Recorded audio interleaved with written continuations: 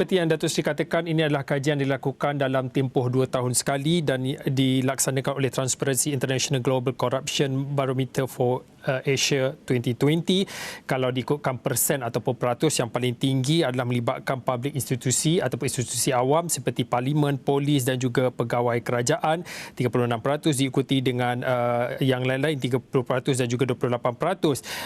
Datuk Seri, melihat kepada peratusan ini dan juga kajian yang dilakukan, kalau diikutkan tempoh kajian ini berlangsung daripada Julai 2019 hinggalah Jun pada tahun ini.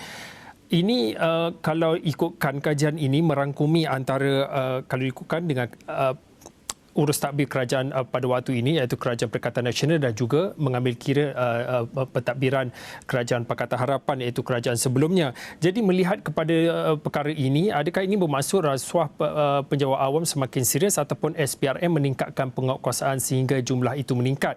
Kalau diikutkan dalam laporan beberapa hari sebelum ini, yang mana bilangan tangkapan kes jenayah rasuah di Malaysia oleh SPRM tahun lepas menunjukkan peningkatan lebih kurang 23% berbanding tahun yang sebelumnya. Jika kita tengok kepada institusi yang dibuat oleh GCB ini, seperti saya nyatakan tadi, institusi yang paling tinggi sekali rasuah ialah setakat ini ialah member parlimen. Okey, yang pertama. Yang kedua, polis. Tetapi kita dapati bahawa untuk government officer ni, dia hanya jatuh tempat ketiga ataupun keempat saja, iaitu kita dapati bahawa seperti nyatakan tadi, ada improvement dari segi agensi penguatkuasa, iaitu polis, yang mana institusi yang paling rasuah sekali di Malaysia ni, kalau berdasarkan kepada DCB 2020 ini, adalah ahli-ahli politik lah, iaitu member parlimen. Tapi kita kena ingat bahawa ia dilakukan hanya berapa bulan saja. Jadi untuk kita melihat secara keseluruhan kadar rasuah di Malaysia ini, kita hendaklah tunggu indeks persepsi rasuah yang akan dilancarkan pada bulan 2 tahun 2021 ini. Jadi itu ia lebih memberi secara keseluruhan. Tapi ini hanya dibuat berdasarkan kepada responden tempatan. Walau bagaimanapun, kita tidak boleh mengambil mudah kepada kajian yang dilakukan dalam GCB ini, yang mana kita dapati bahawa masyarakat telah menetapkan dan telah menyatakan bahawa institusi yang paling tinggi sekali yang dilihat mengambil rasuah adalah member parlimen. Itulah di antara intipati ataupun hasil kajian itu.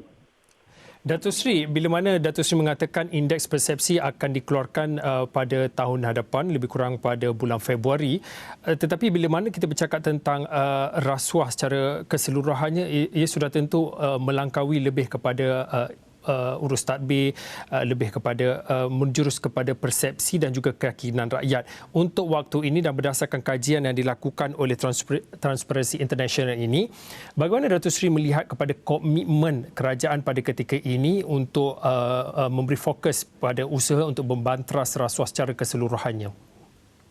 Kalau kita lihat kepada kajian yang dibuat oleh GCB ini, kita dapati bahawa pada tahun ini 67%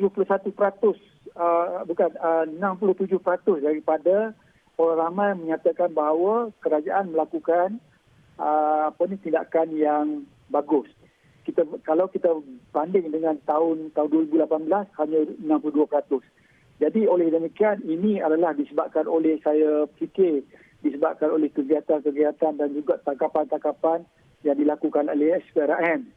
Kita dapati bahawa beberapa bulan ini SPRM telah menjalankan tugas dengan baik, yang mana banyak tangkapan-tangkapan telah dibuat terhadap agensi-agensi penguatkuasa, selain daripada itu, dan juga kaki tangan kerajaan yang mengambil rasuah, termasuk juga pihak swasta. Jadi ini menunjukkan bahawa peranan institusi SPRM ini juga telah menunjukkan bahawa kerajaan telah melakukan sesuatu yang baik dari segi tangkapan dan juga peranan yang dilakukan oleh SPRM. Okey, baiklah, terima kasih kepada Datuk Seri Akbar Sata. Datuk Seri adalah Presiden Persatuan Pemeriksaan Penipuan Bertaulah Malaysia, dalam mana kita memberi fokus kepada kajian yang dilakukan oleh satu badan berkaitan yang mana mendapati 70% kajian mendapati budaya rasuah melibatkan kaki tangan awam.